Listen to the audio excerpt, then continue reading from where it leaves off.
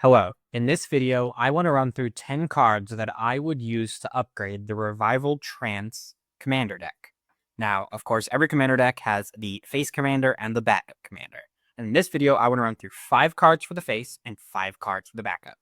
Terra, Herald of Hope, and Celes, Rune Knight. First up, I want to run through the cards for Terra, Herald of Hope, but they are applicable if you build the Celes deck. So, Teval's Judgment is black and a 2 for enchantment that says when one or more cards leave your graveyard, choose one that hasn't been chosen this turn. Draw a card, create a treasure, or make a 2/2 black zombie druid creature token. Now, Terra Herald of Hope says Trance. At the beginning of combat on your turn, mill 2 cards. It gains flying.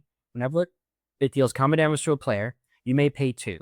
When you do, return target creature card with power 3 or less from your graveyard to the battlefield tapped. So it's going to return something, leaving your graveyard, and you get to make it draw a card, make a treasure, or make a 2/2 druid creature token. Second card I have is Anger. This is a card that we really just want to stay in the graveyard, but whenever we incidentally mill it or mill it with our other effects, you can give all of our other creatures haste, including our commander. You don't really want to play a 3-drop commander and then just have it sit and play, and then later in the game, once you have the commander tax involved, 2 more, 4 more, and it's just sitting in play, not doing anything, being able to attack immediately with Anger is going to make the deck much better. Next up, I have Buried Alive. We need ways to put cards into our graveyard, and Buried Alive is a great way to do it. As a sorcery for 3 mana, search your library for the 3 creature cards, put them into your graveyard, then shuffle. And then whenever Terra deals combat damage, pay 2, and you can return it one of those cards for 2 mana, which is good. Boromir? Warden of the Tower. For white 2, it's a 3/3 legendary creature, human soldier with vigilance.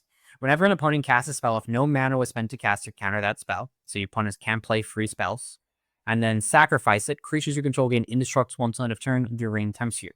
What I really want to focus on is the fact that you can sacrifice it to give your creatures indestructible, including your commander, and the next time it deals combat damage, you can pay 2, and this has power 3 or less, and you can put it back into play. That's pretty good. I like that card in the deck. And the next card I like from Foundations is Vile Entomber. For black 2, it's a creature zombie warlock with death touch. And whenever this creature enters, search your library for a card, put the card into your graveyard, then shuffle. So you can tutor up any kind of effect you need, artifact removal, gem removal, and get into your graveyard, and then the next turn you cast it. I think I also like this card because you can use it as a blocker whenever your opponents attack you. It has death touch. It can block anything. They attack with their 6/6 elephant. You block, you kill the creature, and it goes back into your graveyard, ready for you to use with your commander again. Your commander already has a little bit of evasion because it mills 2 cards and then gives itself flying until end of turn. So it doesn't have flying when it blocks, but it does whenever it attacks. Next up, for my 5 cards for Celes Rune Knight.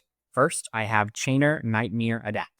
For 2, a black and a red, it's a legendary creature human minion. With discard a card, you may cast a creature spell from your graveyard this turn, activate only once each turn.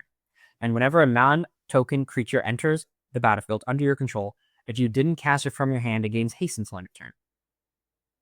So, Celes Rune Knight says, when it enters, discard any number of cards, then draw the many cards +1.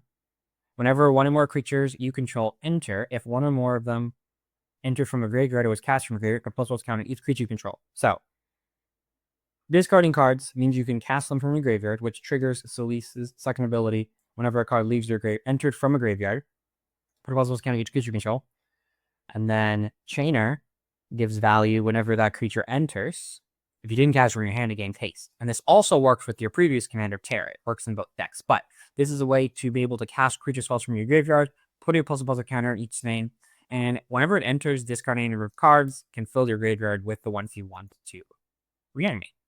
Persist cards are very good in this deck because whenever the creature dies, if it has no --/ counters on it, return to the battlefield under its control with a --/ counter on it. And whenever a creature enters from your graveyard, you put a +1 counter on each creature you control, including the Puppeteer Clique.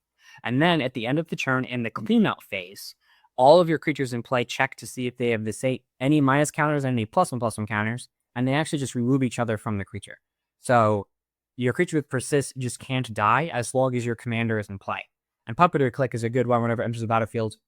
Put target creature card from an opponent's graveyard onto the battlefield under your control, gain haste, Venus, and stuff, exile it. But I do want to point out that this creature enters, puts a +1 counter on everything, and then you resolve the Puppeteer Clique, putting it into play, and then put a +1 counter. So everything else get 2++ encounters with the Puppeteer Clique. And then Persist is really good. Persist is so good, in fact, that I think you should play Cauldron of Souls in the deck as some board wipe prevention. Choose any number of target creatures. Each of those creatures gain Persist until end of turn.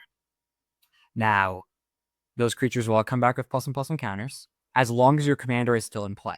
So if you have a way to give your commander indestructible with Boromir, as I pointed out at the beginning, those creatures will die, get Persist, and they enter. So you can do this to creatures that are blocking. It's really good there.